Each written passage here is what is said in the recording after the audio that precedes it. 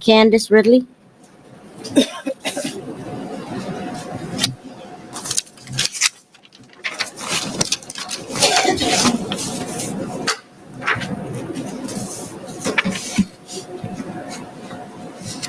Good evening. Use the microphone, please. Thank you.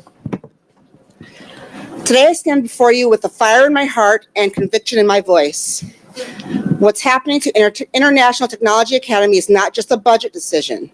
It's an attack on our children's stability, our community's progress, and our district's future. I today was born from necessity, created in response to school choice that threatened to drain talent from our district. It has become our beacon of excellence.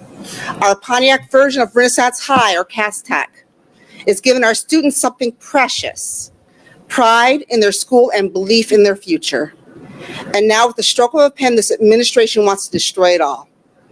Make no mistake, incorporating ITA into Pontiac High School and middle school is not just a merger. It's an erasure of community, an erasure of identity, an erasure of the very stability that our children desperately need. Have we already forgotten what our children have endured these past 5 years? COVID isolation, the struggle of online learning, hybrid schedules that confused and frustrated people, building displacements due to endless renovations. And just when our ITA students finally returned to the building they were promised would be their permanent home, just when they could exhale, they may be uprooted again. How much more disruption can our children bear? The mathematics of this decision is as flawed as its morality. Pontiac School District cannot afford to lose 800 students, not now, not when we're finally starting to see enrollment increase for the first time in a decade. If ITA families leave, and make no mistake, they will, they'll move to Avondale, they'll move to West Bloomfield, to the charter schools that circle our district like vultures. Each student lost is title funding lost, creating a downward spiral that threatens everything we've built. Have we learned nothing from history? Just recently, the news reported the 3 children abandoned by their mother for 5 years, children who remained undetected because they fell through the cracks by changing schools.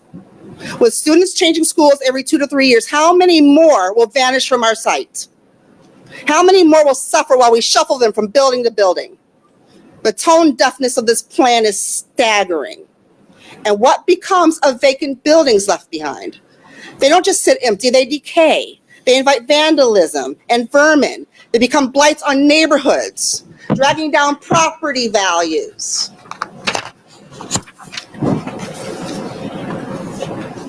Driving down community pride.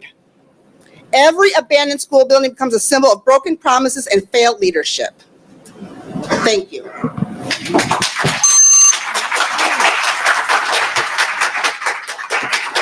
Fred McFadden.